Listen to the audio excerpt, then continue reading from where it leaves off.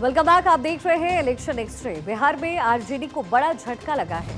नवादा से आरजेडी की वर्तमान विधायक विभा देवी और रजौली विधायक प्रकाश वीर आज प्रधानमंत्री नरेंद्र मोदी के मंच पर नीतीश कुमार के साथ खड़े नजर आए। जेडीयू अध्यक्ष उमेश कुशवाहा ने दावा किया है कि दोनों ही विधायक जल्द ही उन्हें ज्वाइन करने जा रहे हैं। दोनों विधायक गया जी में हुए कार्यक्रम में मुख्य मंच पर मौजूद रहे।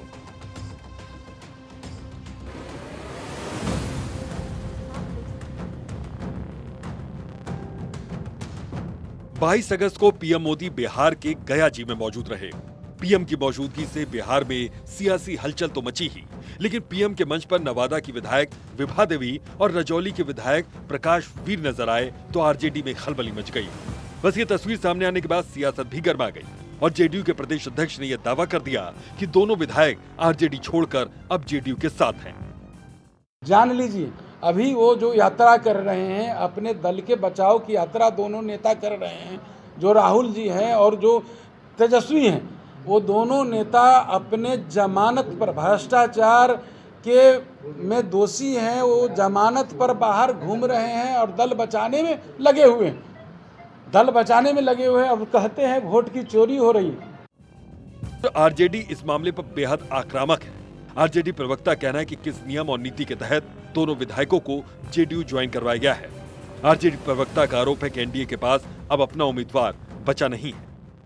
लोकतंत्र में दूसरे दल के विधायक को जब तक आप दल बदल कानून के अंतर्गत विधायकों की संख्या की पूर्ति नहीं कर लेते हैं, तब तक आप उनको अपने दल में शामिल नहीं करा सकते हैं। लेकिन दल में अगर शामिल कराए हैं तो कौन सी नीति और कौन से प्रक्रिया के तहत इस तरह का जो खेल प्रधानमंत्री जी के सभा में हुआ, ये कहीं ना कहीं पूरी तरह से एक्सपोज हो गया कि बिहार में भारतीय जनता पार्टी और जनता दल यू के पास अपना उम्मीदवार तक नहीं है।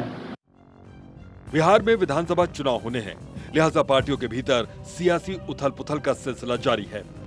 इस मुद्दे पर बीजेपी के प्रदेश प्रवक्ता प्रभाकर मिश्र का कहना है कि प्रधानमंत्री मोदी को बिहार के 16 करोड़ जनता की चिंता है। प्रधानमंत्री मोदी के मार्गदर्शन और नीतीश कुमार के नेतृत्व में बिहार तेजी से आगे बढ़ रहा है। ऐसे में विकास को प्राथमिकता देने वाले लोग साथ आ रहे हैं। अभी तो नवादा और रजौली से विधायक आरजेडी छोड़कर एनडीए के खेमे में आए हैं। अभी आरजेडी में और भी टूट होना बाकी है। देश के यशस्वी प्रधानमंत्री को बिहार के 14 करोड़ जनता की चिंता है। वह हर बिहारी के सुख दुख के साथी हैं। उनके कुशल मार्गदर्शन में बिहार आदरणीय मुख्यमंत्री नीतीश कुमार जी के नेतृत्व में तेजी से आगे बढ़ रहा है। ऐसे में नवादा से राजद की माननीय विधायिका श्रीमती विभा देवी और रजौली के माननीय विधायक श्री प्रकाश वीर ने आज परिवारवाद, वंशवाद और भ्रष्टाचार की पोशाक राजद को छोड़ विकास तथा सुशासन का साथ देकर बड़ा ही साहसिक कार्य किया है। अभी तो राजद में टूट का सिलसिला शुरू ही हुआ है। आगे आगे देखिए, इसका कुनबा बहुत तेजी से चुनाव के पहले ही बिखर जाएगा। चुनाव से पहले विधायकों का पाला बदलना कोई नई बात नहीं है, लेकिन जिस तरीके से राजद के 2 विधायक प्रधानमंत्री मोदी के मंच पर दिखे, उससे ये संभावना और प्रबल हो गई है कि इस बार के चुनाव में अभी आगे भी ऐसी तस्वीरों से रूबरू होना पड़ सकता है। सर्वेश कुमार सिंह, भारत 24, पटना।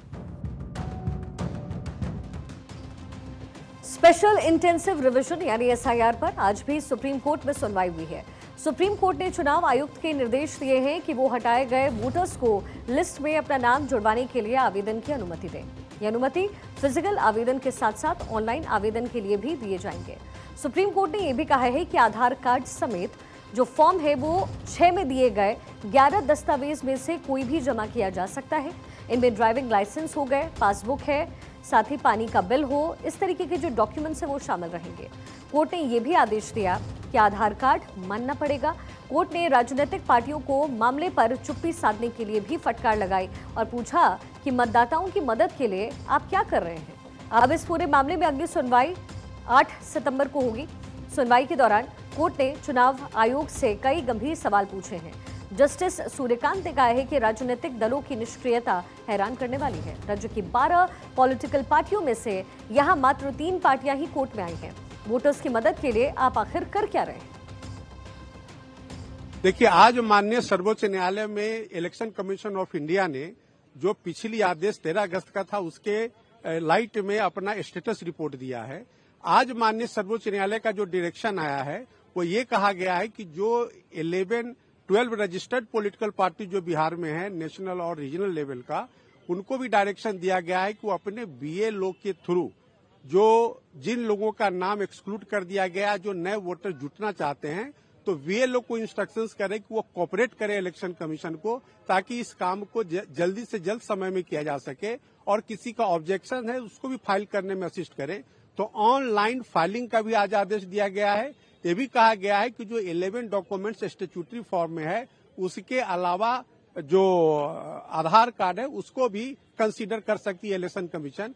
मैं आपको बताऊं कि 10 जुलाई का जो माननीय सर्वोच्च न्यायालय का इंटरिम ऑर्डर था उसमें भी इसकी चर्चा थी, आधार कार्ड को कंसीडर करने का। उसी ऑर्डर को फिर ये फॉर्मेट किया गया है।